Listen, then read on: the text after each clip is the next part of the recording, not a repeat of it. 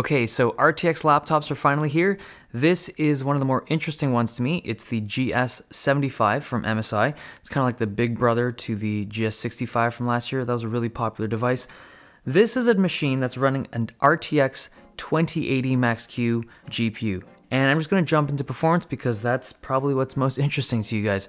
This GPU is pushing out frame rates that honestly seemed impossible for thin and light gaming laptops. It doesn't matter what you throw at it, it plays it really smoothly. And keep in mind, this is a super thin gaming laptop, right? It's not even 19 millimeters thick. And if you compare this to the previous generation of GPUs, this is about 15% faster than last year's 1080 Max-Q and about 25, maybe 30% better than last year's 1070 Max-Q. It's a noticeable step up in performance, and for someone like me who likes to play games at lower quality settings just to maximize frame rates, I'm getting monster numbers on this machine. Now, there are other benefits to the RTX 20 series other than just straight performance, right? There's benefits like real-time ray tracing and DLSS to bump up your frame rates, but those are features that I'll talk about in a more comprehensive video where I'll kind of compare the different RTX laptop GPUs.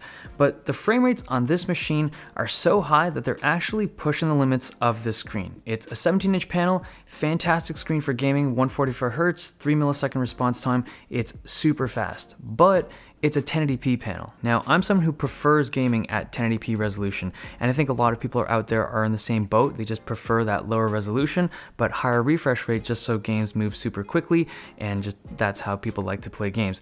The thing is, on an RTX 2080 Max-Q GPU, it can support higher resolution gaming, and it's not that this is a bad screen. It's a wonderful screen for gaming, but if this was a higher resolution screen, like a 1440p or even a 4K panel, and was still super high refresh, this would be able to showcase the 2080 a little bit better.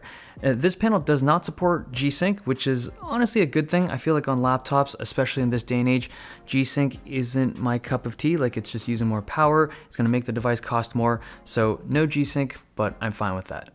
Okay, thermally, the RTX 2080 Max-Q seems well handled by the GS75. There's no throttling in 3D Mark benchmarks or stress tests, and I think this is where the RTX 20 series shines. So last year, when you took any of the kind of normal chassis thin and light gaming laptops, so Aero 15, MSI GS65, the Razer Blade, all of the kind of normal looking thin and light laptops were running a 1070 Max-Q at the highest configuration. That was the limit. Anything more powerful than that, the chassis would get too hot.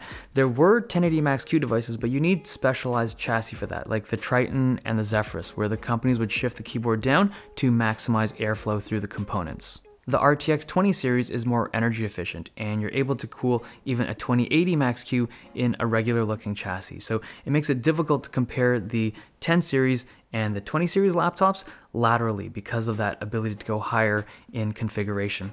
Now, in terms of pricing, obviously with higher configurations, the pricing is going to go up. I do not know the price of this particular unit yet. I'll link in the video description just the most accurate pricing, but at the time of filming, I do not know the price of this device, but it does look good. The build quality is better than the previous generation. So they're claiming it's using aluminum that's 60% thicker than the previous models. I wouldn't say that it feels like super beefy or anything. It feels well built, but there is some flex to the chassis still. It does feel better built than the GS65, especially on this grill here. They've reinforced it or something, so it's not as flexible. And the product feels solid for a 17-inch device. The gold accents on this thing, they're mostly metal. So on the edges, it's got this chamfered gold trim, and same with the exhaust grill. There's like a metal colored gold, but the hinge here, it's like a plastic hinge cap or like a hinge cover. They've matched the color pretty well, so like the gold plastic is a very similar tone to the gold metal trim, which is something that MSI has screwed up in the past. Like, they used to have these white laptops that were different shades of white depending on the part it was on, so that's a nice touch. Okay, the ports on this device, so they have 3 USB-A's, 2 USB-C's, one of them supporting Thunderbolt 3. There's an Ethernet jack, micro SD, and a pair of audio jacks. The AC adapter comes out the side again, not like in the back like I'd prefer, but at least it's on the left side this time instead of the right. If you want to, it's pretty easy to get into this device. It's just a few screws, and compared to last year's GS65, I mean, that thing was an absolute nightmare to open. This is pretty easy. You have access to 2 NVMe's and your Wi-Fi card. There's actually a third NVMe slot. It's empty, but you have access to it if you want. You also have access to your battery if you ever need to replace it. It's an 80 watt-hour battery. They're claiming 8 hours. I didn't get anywhere near that. I got 4 hours with a screen at 250 nits, and that's with the screen at 60 hertz. This is not a device that you can go around without an adapter, unfortunately. Speakers are also down here. They're not great sounding. I really wish MSI would improve the speakers on this. The positioning is poor. They're on the bottom, and the drivers themselves are kind of underwhelming. The fans, they're located up top. There's 3 of them. They are very quiet on idle and pretty quiet even on load at the default fan settings, but if you want to crank it for performance, they spin up pretty loud. The keyboard is pretty good, but I feel like MSI doesn't change their keyboards very often. It's spacious, it has a number pad. The Windows key is moved out of the way so you don't hit it while you're gaming, but if you use it frequently for shortcuts and stuff, you'll have to get used to the new position. The trackpad is updated. It's got a glass surface, which is something MSI normally doesn't use. It's actually a really nice texture on the glass, but it is a pretty big trackpad for a gaming laptop. Software on this thing, it's got Dragon Center for fan control and some performance monitoring. It also has Steel Series lighting for the keyboard. So overall, GS75 feels like a really solid device for someone looking for that 17-inch thin and light gaming laptop. RTX 20 series is a beast. Like, it's really weird that they're able to get that kind of performance in a device that's like not even 19 millimeters thick. It's crazy. Like, if you think about it, this is like what, the RTX 2080, like a desktop card. This is like, they're putting one of these in here.